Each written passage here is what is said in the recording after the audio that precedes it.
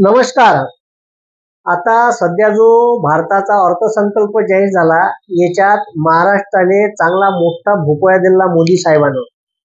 म्हणजे या मोदी साहेबाची जे सध्या सरकार आहे, मोदी 30, हे सरकार दोन माणसावर डिपेंड आहे, ते म्हणजे चंद्रबाबू नायडू आणि नितीश कुमार. सरकार आपली 5 वर्ष टिकली पाहिजे यासाठी त्यांच्या नड्यात गुलाबजामू टाकू का बासुंदी ओतू, असं सध्या मोदी सरकारचं काम चालू आहे. 60,000 करोड रुपयाचं पॅकेज एकट्या बिहार राज्याने दिलं. आंध्र प्रदेशवर करोडो रुपये लुटले. पण महाराष्ट्र सर्वात जास्त टॅक्सपेअर राज्य आहे. सर्वात जास्त जीएसटीचं कलेक्शन महाराष्ट्रात होते. देशाच्या जीडीपीत 20% वाटा आहे आणि आपल्याला दिला घंटा हलवाले मोदी साहेबांना. मग आता महाराष्ट्राच्या वाट्याने का, हा सर्वात मोठा प्रश्न आहे. येणारी विधानसभा निवडणूक आहे, कमीत कमी याचा तरी विचार मोदी साहेबांना करायला पाहिजे होता.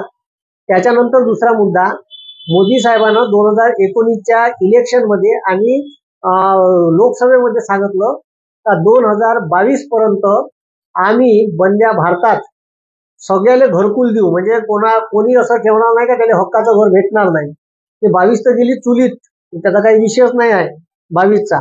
पण सध्या आता ठीक आहे 24 आलं आणि 24च्या बजेटमध्ये निर्मला सीतारामन मॅडम म्हणते का 10 लाख करोड रुपये पंतप्रधान आवास योजनेसाठी आम्ही डिक्लेअर करत आहे. याच्यात 1 करोड लोकांना घर देतो. मग हे 1 करोड लोक आले कुठून?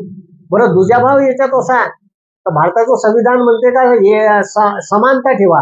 ठीक आहे, आता हे समानता म्हणजे कोणत्याही देशात भेदभाव ठेवू नका.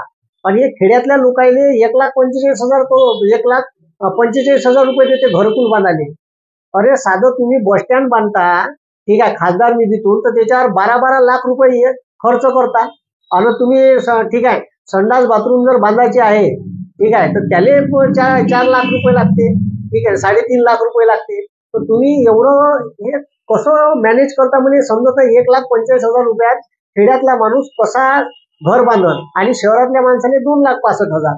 उलट खेड्यातल्या माणसाले शहरातून माल न्यायला लागते, तर त्याला कार्टिंगचा खर्च येते. हा सुद्धा या बजेटमध्ये विचार केला नाही. त्याच्यानंतर म्हणते 500 कंपन्यांमध्ये 1 करोड टोटली इंटर्नशिप म्हणजे का परमनंट नोकरी होय का? हा, मोदी साहेबांनी घोषणा केली होती 2 करोड रोजगार प्रत्येक वर्षी. हा, आता कुठं गेले धोड्यात ते? ठीक आहे, 2 करोड रोजगार कुठं गेले चुलीत? हे तर जाऊ द्या. हे इंटर्नशिप राहते पोट्याची. पॉलिटेक्निक ITI झाल्यावर 2 वर्षासाठी टिमिक ते पोट्ट घंटा वाजवून देईल का तिथं टिमिक 2 दिवस? हा, 2 वर्ष. आणि ते 2 वर्षानंतर पुन्हा का करण? ठीक आहे, म्हणजे यायले परमनंट रोजगार द्यायचे नाही.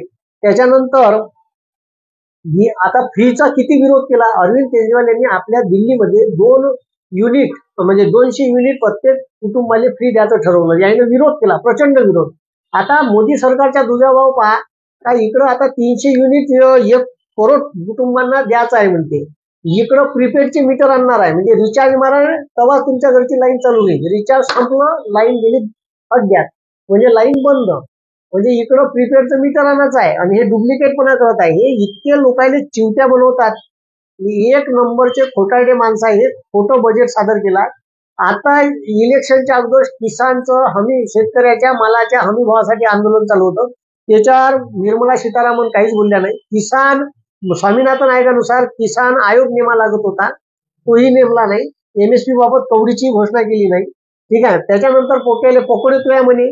आणि मुद्रा योजनेत 10 लाखावरून 20 लाख रुपये केले. मान्य आहे 20 लाख केले, पण किती लोकांना मुद्रा योजनेचं लोन भेटलं त्याची आकडेवारी तुम्ही डिक्लेअर करा का किती लोकांना भेटलं आणि खरंच किती त्याच्यातून ठीक आहे कुटुंब उभी राहिली. तर हे असा सगळ्या आंध्र प्रदेश, ओडिशा आणि बिहार यांना प्रचंड पैसा दिला आणि बाकीच्या राज्याने मात्र घंटा वाजवल्याशिवाय यायनं काही ठेवलं नाही. त्याच्यामुळे पैसे वाटताना कमीत कमी फंड देताना ठीक आहे समानतेचं तत्व वापरायला पाहिजे. ज्या राज्याचं टॅक्सचं कलेक्शन जास्त आहे त्या राज्याने ठीक आहे थोडंसा ठीक आहे आणि थोडं समोर इलेक्शन आहे याचा तरी विचार करायला पाहिजे. जर मोदी सरकारनं आमचा महाराष्ट्राचा विचार केला नाही तर विधानसभेत पुन्हा या BJP सरकारने लोक त्याची जागा दाखवून ठीक आहे. अजून याच्याकडून का अपेक्षा करावा तर तुम्हीच पहा. धन्यवाद. थांबतो.